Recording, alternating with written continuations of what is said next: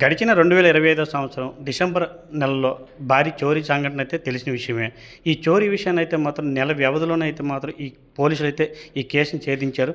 అసలు ఎక్కడ జరిగింది, ఎన్ని తులాలు పోయింది, ఎలా ఛేదించారు అనేది పాటు మనకు సంబంధించి అయితే మాత్రం రూరల్ సీఐ గారు ఉన్న ఉపేంద్ర గారు ఉన్నారు, మాట్లాడే ప్రయత్నించారు. సార్ చెప్పండి, ఎప్పుడు చోరీ జరిగింది, ఎన్ని తులాలు పోయిందంటారు, ఇంచుమించు అది ఎలాగ రికవర్ చేయించారు? ఇప్పుడు గడిచిన డిసెంబర్ నెలలో 9వ తారీఖున మన రేగడామదల వలస మండలం బాలకాయ వలస విలేజ్కి చెందిన కిలారి కమల అనే ఒక మహిళ మా పోలీస్ స్టేషన్కి వచ్చి ఆమె అదే నెలలో 4-5 తారీఖుల్లో ఇంట్లో బంగారం పెట్టినట్టు, ఆ బంగారం వాళ్ళు పనుల నిమిత్తం వెళ్ళిపోయిన తర్వాత మళ్ళీ వచ్చి 9వ తారీఖున చూసుకుంటే ఆ బంగారం లేదు అనే విధంగా మాకు రిపోర్ట్ ఇవ్వడం జరిగింది. దానిలోని దర్యాప్తు అనేది మేము ప్రారంభించి దర్యాప్తులో భాగంగా అక్కడ అనుమానితులు వాళ్ళందరినీ కూడా గుర్తించుకోవడం అనేది జరిగింది. దానిలో భాగంగానే అదే గ్రామానికి చెందిన డోల గాయత్రి అనే ఒక మహిళని గుర్తించడం జరిగింది. ఈ మహిళ ఎవరైతే కంప్లైంట్ చేశారో కమల గారికి కొంత దగ్గర బంధువేని ఈ అమ్మాయి. అయితే ఈ అమ్మాయికి చీరాలకు చెందిన బాలాజీ అనే వ్యక్తికి లవ్ మ్యారేజ్ జరగడం అనేది జరిగింది. ఈ అమ్మాయి గ్రామంలోనే ఉంటుండేది. ఈ గ్రామంలోనే వాళ్ళకి కొంచెం అప్పులు ఉండడము, అదేవిధంగా వీళ్ళు ఈ గ్రామం నుంచి ఎస్కేప్ అయిపోయి ఇంకెక్కడైనా దర్జాగా విలాసంగా బతకాలనే ఉద్దేశంతోనే ఈ ఎవరూ లేని టైంలో ఒక ఇంట్లోనికి ప్రవేశించి దొంగకి ద్వారా ఇంట్లోనికి ప్రవేశించి ఇంట్లో ఉన్న ఈ సుమారు 13 తులాలైనటువంటి బంగారాన్ని దొంగిలించి తీసుకొని వెళ్ళిపోవడం జరిగింది. ఈ మొత్తం బంగారాన్ని ఆంధ్రవలసలో ఉన్నటువంటి ముత్తూట్ ఫైనాన్స్లోని, అదేవిధంగా చీరాలపట్నంలో కూడా ముత్తూట్ ఫైనాన్స్లో లోన్స్లో వీళ్ళు పెట్టి సుమారు 11 లక్షల వరకు వీళ్ళు డబ్బులు తీసుకొని రావడం జరిగింది. వీటిలో కొంత మొత్తాన్ని అప్పులు తీర్చడం, అదేవిధంగా కొన్ని 2-3 వస్తువులు గోల్డ్ వస్తువులు కొనుక్కోవడం, ఆ తర్వాత వీళ్ళు విలాసాల నిమిత్తం గోవా, కర్ణాటక, భువనేశ్వర్ వీటన్నిటికీ తిరుగుతూ ఈ విధంగా వీళ్ళు ఈ డబ్బులు అనేది ఖర్చు పెట్టడం జరిగింది. ఈ క్రమంలోనే ఈరోజు ఈ దంపతుల ఎదురుకు కూడా ఒక 3 నెలల పాప ఉంది.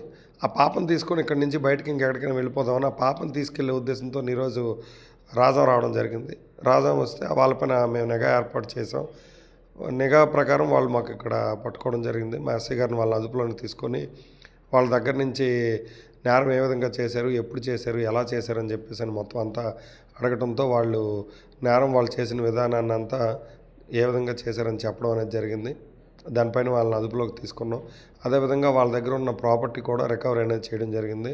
దానిలో భాగంగానే సుమారు వాళ్ళ దగ్గర ₹1,00,000 క్యాష్, అదేవిధంగా ఒక తులం వరకు బంగారం వస్తువులు, అంటే వీళ్ళు అమ్మగా వచ్చిన డబ్బులతో కొన్న వస్తువులు అనేది కూడా రిసీవ్ చేసుకోవడం జరిగింది.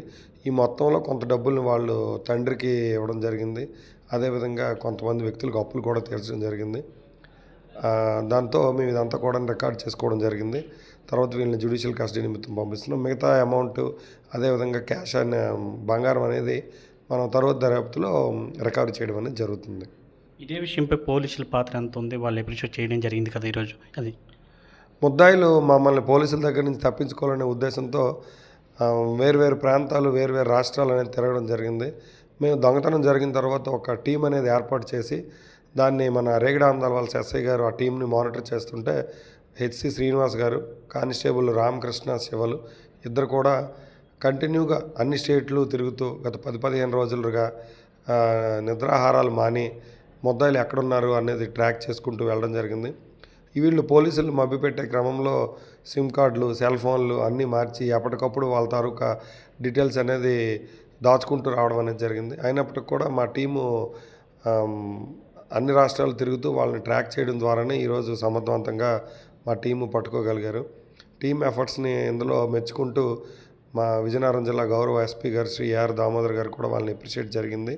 అదేవిధంగా వాళ్ళకి క్యాష్ అవార్డ్స్ కూడా ఇవ్వడం అనేది జరిగింది.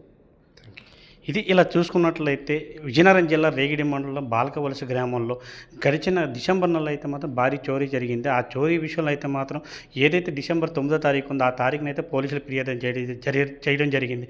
ఇదే విషయంపై అయితే మాత్రం ఇంటి దొంగని ఈశ్వరైనా పట్టలేడు అంటారు కానీ పోలీసులు అయితే మాత్రం నెల వ్యవధిలోనే అయితే మాత్రం కేసును ఛేదించి అయితే మాత్రం ఆ ఇంటి దొంగను పట్టించారు. అదే గ్రామానికి చెందిన గాయత్రి అనే యువతి ఈ మధ్యకాలం ఆ ఇంటికి ఫ్యామిలీతో చనువుగా ఉండైతే మాత్రం ఆ బంగారం దొంగిలించడం జరిగింది. అదే విషయం ఎవరైతే గాయత్రి గాయత్రి ఆ భర్త ఈ బంగారం అయితే మాత్రం తీసుకెళ్ళి ఇతర రాష్ట్రాలకు వెళ్ళి అయితే జలస చేసే పరిస్థితి కనిపించింది. ఈ విషయంపై అయితే మాత్రం పోలీసులు టీములుగా ఏర్పడి అయితే మాత్రం ఈ కేసును అయితే మాత్రం ఛేదించారు. ఏదైతే ఈ ఇద్దరు యువత యువకులు ఉన్నారో ఆ యువతి యువకుడికైతే మాత్రం 3 నెలల పసికంద ఉంటుందో ఆ పసికంద కోసం రావడం అయితే జరిగింది. ఆ పసికందరు ఎప్పుడైతే వచ్చిందో పోలీసులు వెంటనే అయితే మాత్రం పట్టుకోవడం జరిగింది. వాళ్ళ వద్ద నుంచి అయితే మాత్రం కొంత బంగారాన్ని కొంత నగని అయితే మాత్రం రికవర్ చేసే పరిస్థితి కనిపించింది. అదే కాకుండా ఏదైతే పోలీసులు టీమ్గా ఏర్పడి ఈ కేసుని అయితే ఛేదించారో వాళ్ళు కూడా అయితే మాత్రం పోలీసులు ఎస్పీ గారు అవ్వచ్చు, సిఐ గారు అవ్వచ్చు అభినందించి అయితే మాత్రం కొంత నగదుతో అయితే రివార్డు ఇచ్చే పరిస్థితి కనిపించింది. రాజాం రూరల్ స్టేషన్ నుంచి సురేష్, ఆర్టీవీ, విజయనగరం జిల్లా. చరిత్ర సృష్టించినోడు ఇప్పుడు ఆ చరిత్రని తిరగరాయబోతున్నాడు. అబద్ధాల గోడల్ని బద్దల కొట్టి నిజాలను రాగా మీ ముందుంచబోతున్నాడు. నిజమైన వార్తల కోసం వెంటనే డౌన్లోడ్ చేసుకోండి రా యాప్ని.